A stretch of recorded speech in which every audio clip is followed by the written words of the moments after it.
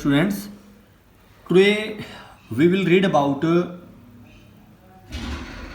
dimension analysis topic of your first unit of plus 1 class in this video.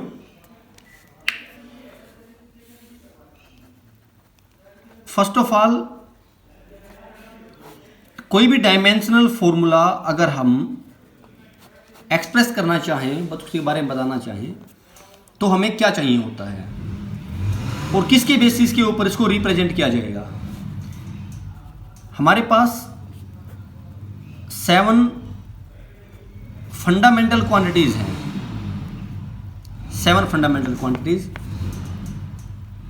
Mass, length, time, temperature,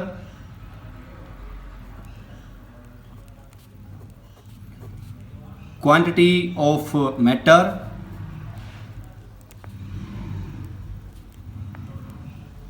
luminous intensity and the 7th जो इसमें बच जाता है वो होता है आपका electric current. Electric current, these are the 7 fundamental quantities that we have. इसके बाद में जो भी और फिजिकल क्वांटिटी बच जाती हैं वो सारी की सारी उनको ड्राइव्ड क्वांटिटीज के नाम से जानते हैं, लेकिन ये आपकी जो 7 फंडामेंटल क्वांटिटीज हैं ये आपकी जरूरी हैं। इनके अंदर से ऊपर वाले जो 3 चीजें हैं, मास, लेंथ एंड टाइम, इनके बारे में आपको मैंने बताया था कि इनको बोलते हैं basic fundamental quantities. Basic fundamental quantities, okay. तो किसी भी फिजिकल क्वांटिटी का जो डायमेंशनल फॉर्मूला अगर हमें लिखना होता है तो हमें इन 7 फंडामेंटल क्वांटिटीज का यूज करना पड़ता है। इसके लिए एम, एल, टी, इसके लिए के से लिखेंगे, इसके लिए मोल लिखेंगे, इसके लिए कैंडला CAD लिखेंगे और इसके लिए ए लिखेंगे। क्लियर? ज़्यादातर जो हमारा यूज होना है +1 एंड +2 के वैसे भाप के ऊपर अगर बात करें तो ज़्यादातर हमारा जो यूज है वो ऊपर वाली 3 और एक ये इलेक्ट्रिक करंट, इनका यूज है वो ज़्यादा होना है। बाकी इनका यूज है लेकिन बहुत कम है, लेकिन इन सब का यूज बहुत ज़्यादा है। चलिए स्टार्ट करते हैं कि किसी भी क्वांटिटी का डायमेंशनल फॉर्मूला कैसे लिखा जाता है। जैसे for example, if we want to write down the dimension formula for length, ये यहां पर हमारे पास स्क्वायर ब्रैकेट होता है, कोई भी डायमेंशन फॉर्मूला होगा वो इसके अंदर लिखा जाएगा। क्लियर? लेंथ के लिए हम यूज करते हैं एल फॉर लेंथ। अगर हमारे पास ब्रेड्थ है तो भी उसके लिए हम एल ही यूज करेंगे, और अगर हमारे पास कोई हाइट दे रखी है उसके लिए भी एल ही यूज करेंगे। एटलीस्ट ये तीनों की तीनों है तो कोई लेंथ ही, कोई डिस्टेंस ही तो है, और डिस्टेंस जितनी भी होंगी वो सारी की सारी आपकी एल से डिनोट की जाएंगी। क्लियर? जैसे हमें एरिया का डायमेंशनल फॉर्मूला लिखना है तो किसी का एरिया निकालने के लिए हमें क्या चाहिए, कोई 2 साइड चाहिए, लेंथ इंटू ब्रेड्थ हो, साइड इंटू साइड हो। या अगर हम बात करते हैं जैसे कि मान के चले हम सर्कल के एरिया के बारे में बात करते हैं तो सर्कल का जो एरिया है वो भी होता है πr², मतलब उसमें भी r 2 बार मल्टीप्लाई हुआ आपस में। क्लियर? जितने भी हमारे पास एरिया हैं उन सब के अंदर हमारी डिस्टेंस वो कहीं ना कहीं स्क्वायर में लेके जाती है। जैसे कि अगर हम बात करें स्पीयर के एरिया के बारे में, 4πr², आपकी डिस्टेंस है वो दोबारा से फिर स्क्वायर में जा रही है। मतलब एरिया के लिए आप जनरली ये मान के चले कि आपको कोई ना कोई 2 लेंथ तो चाहिए ही चाहिए होती है। चलिए सिंपली जो हम एरिया लिखते हैं वो लिख दिया मैंने, लेंथ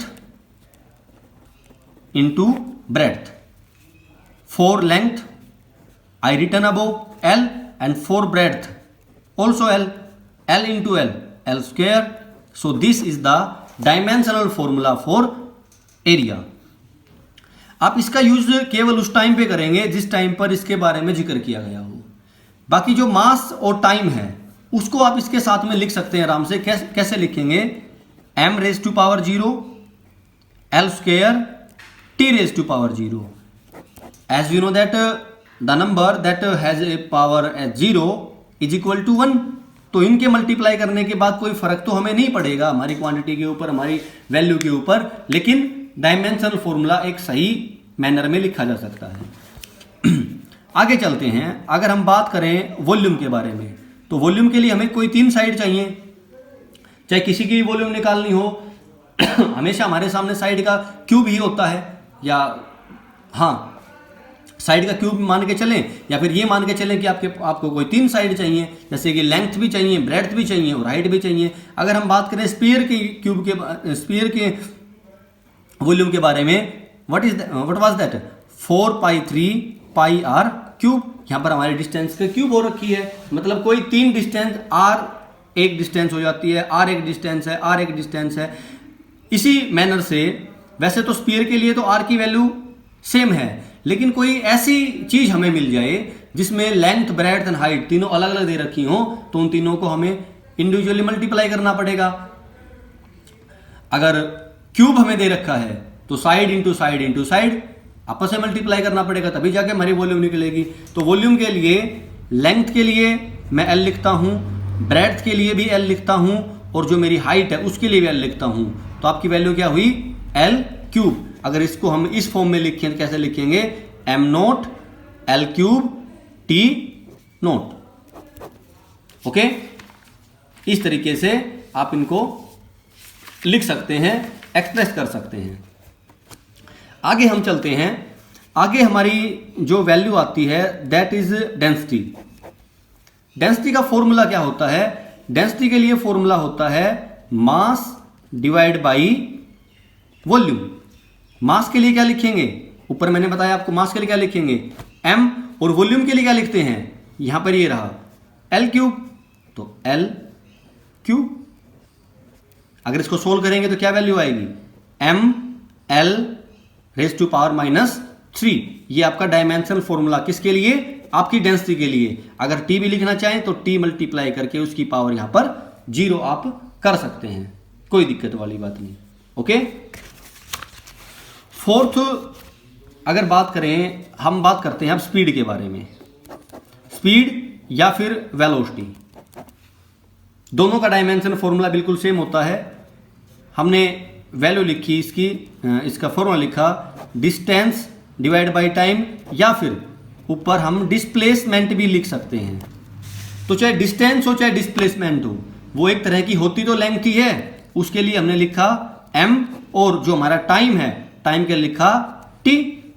तो इसको अगर हम सोल्व करके लिखें तो क्या वैल्यू आती है, m raise to power 1 L raise to power 0, क्योंकि L यहां पर प्रेजेंट नहीं है, and t raise to power -1।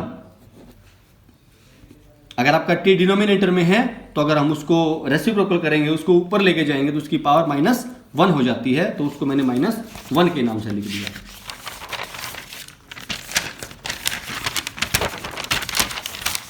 इसके बाद में कुछ और डायमेंशनल फॉर्मूले सोल्व करने की कोशिश करेंगे ताकि आपका कंसेप्ट है वो क्लियर हो। आगे हम चलते हैं लीनियर मोमेंटम।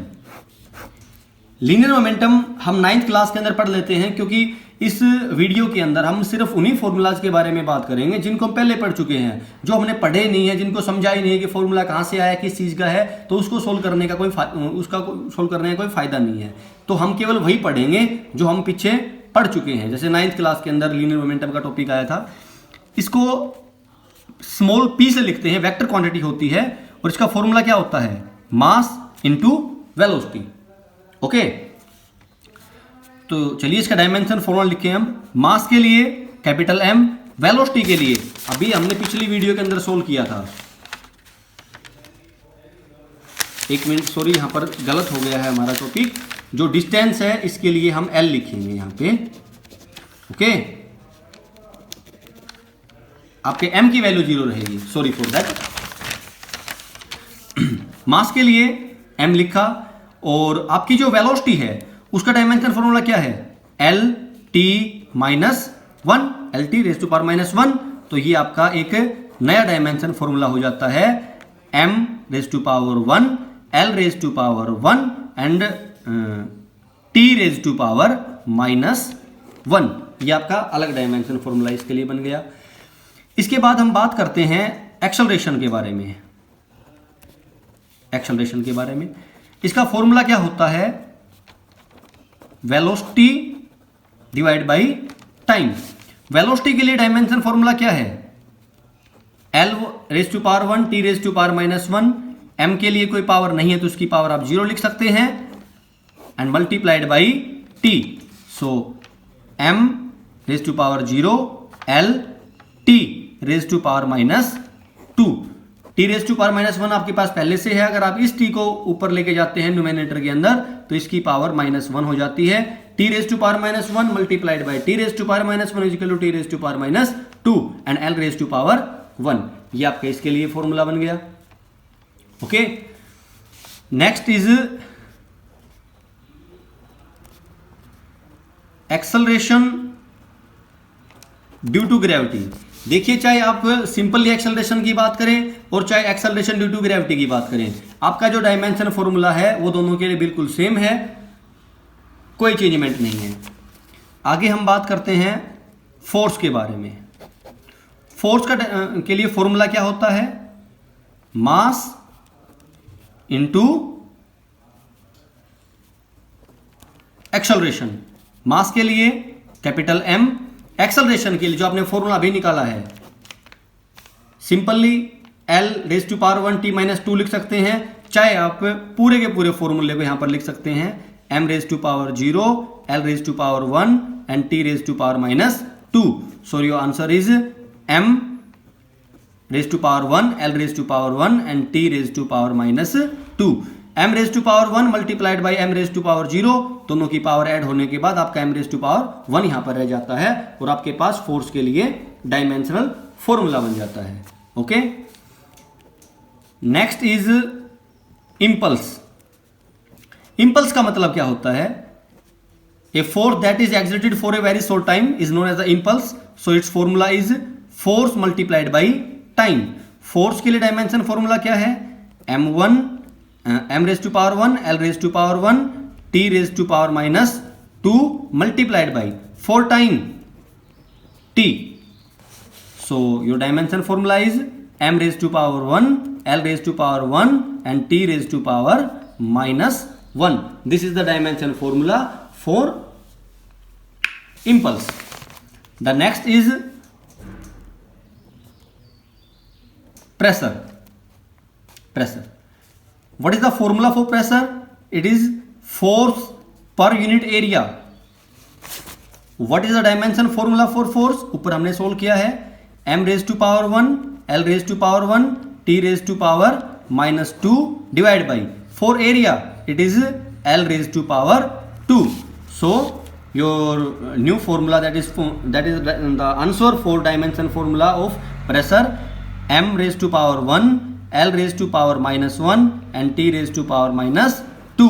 यहां से आपके जो L स्क्वायर में है, अगर आप इसको ऊपर लेके जाते हैं पावर माइनस की 2 हो जाती हैं।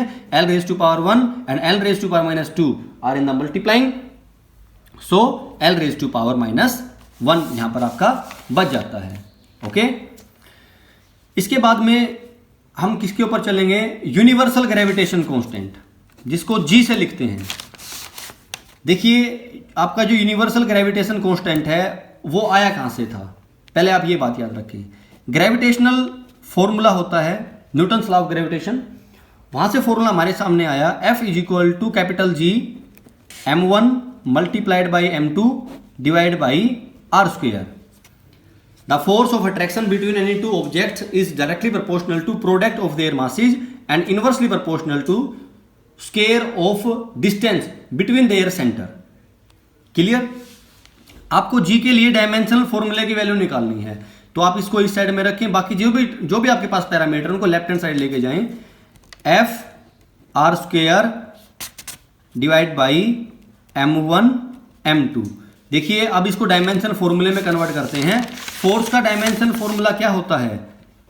M raise to power 1 L raise to power 1 T raise to power -2।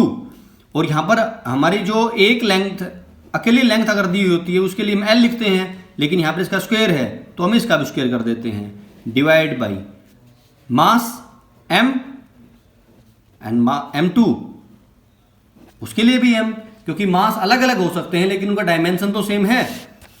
तो चलिए इसको सोल्व करते हैं। यहां पर आपके पास क्या बचेगा, m raise to power -1, l raise to power 3 and t raise to power -2। l raise to power 1 multiplied by l raise to power 2 is l raise to power 3 and m multiplied by m square ऊपर लेके जाते हैं तो m raise to power -2, m raise to power 1 multiplied by m raise to power -2 is m raise to power -1। ये आपका solution यहां पर हो जाता है। इसके बाद में नेक्स्ट हम सोल्व करते हैं जो हम पढ़ चुके हैं पहले, वर्क के लिए डायमेंशन फॉर्मूला क्या होगा। फॉर्मूला क्या होता है इसका, force multiplied by displacement. Force dimension formula m raise to power 1, l raise to power 1, t raise to power -2 और डिस्प्लेसमेंट के लिए l।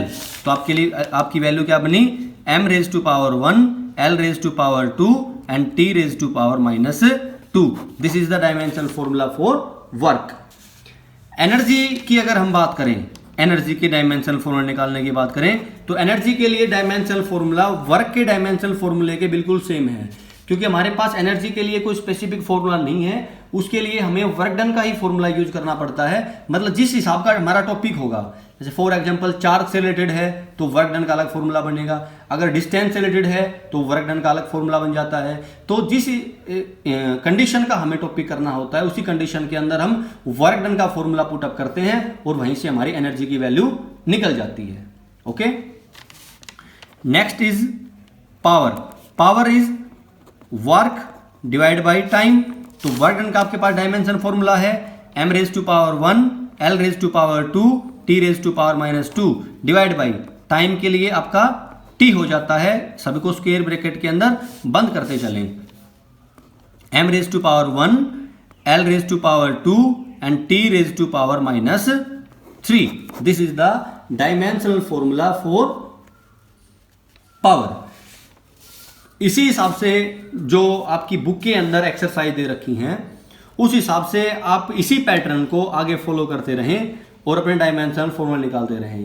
प्रदीप की बुक की अगर बात करें तो उसके अंदर कम से कम आपको 100-125 के आसपास डायमेंशनल फॉर्मूले मिल जाते हैं, लेकिन उनको करने का फायदा उस टाइम पर है जिस टाइम पर आपको उनका फॉर्मूला समझ में आ जाए। तो 9th और 10th क्लास के अंदर जो आप फॉर्मूलाज वगैरह पढ़ के आए हैं फिजिक्स के, आप उसके हिसाब से डायमेंशनल फॉर्मूले निकालने की कोशिश करें। एक 10th क्लास की अगर हम बात करें तो 10th क्लास के अंदर हमें करंट का टॉपिक पढ़ने को मिला था। चलिए एक बार करंट के डायमेंशनल फॉर्मूले के बारे में और देख लेते हैं, उसके बाद में कोई काम करते हैं। जो करंट का डायमेंशनल फॉर्मूला है वो सिंपली ए से लिखा जाता है। इसकी यूनिट है वो भी एम्पियर के कैपिटल लेटर ए से लिखी जाती है और इसका डायमेंशनल फॉर्मूला है वो भी ए से ही लिखा जाता है। अगर हम बात करें चार्ज के डायमेंशनल फॉर्मूले के बारे में तो देखिए करंट का फॉर्मूला क्या होता है, चार्ज डिवाइड बाई टाइम। तो यहां से चार्ज का फॉर्मूला क्या बनता है, current multiplied by time. Current का डायमेंशन फॉर्मूला ए और टाइम का टी, तो चार्ज का डायमेंशन फॉर्मूला क्या हो जाता है, ए टी। इस वीडियो को देखने के बाद में आपको एक बात समझ में आ जानी चाहिए अच्छे तरीके से कि अगर हम किसी भी फिजिकल क्वांटिटी का, चाहे वो फंडामेंटल क्वांटिटी है और चाहे वो ड्राइव्ड फिजिकल क्वांटिटी है, अगर आप उसका डायमेंशनल फॉर्मूला निकालना चाहते हैं तो एटलीस्ट आपको उस क्वांटिटी का फॉर्मूला याद होना चाहिए। जैसे ही आपको फॉर्मूला याद हो जाएगा आप इस पैटर्न से इसको सोल्व करते रहें, आपके सामने आपका आंसर आ जाएगा। आज की वीडियो के लिए इतना ही। आई होप कि आपको ये समझ में आया होगा। अगर आपकी प्रॉब्लम है तो आप जहाँ वीडियो आपकी अपलोड होने लग रही है वहाँ पर भी कमेंट छोड़ सकते हैं, या फिर स्कूल ऐप के ऊपर अपना कमेंट या अपना असाइनमेंट बना के, जो प्रॉब्लम असाइनमेंट है वो बना के भेज सकते हैं। आपकी प्रॉब्लम को सोल्व कर दिया जाएगा। Thank you.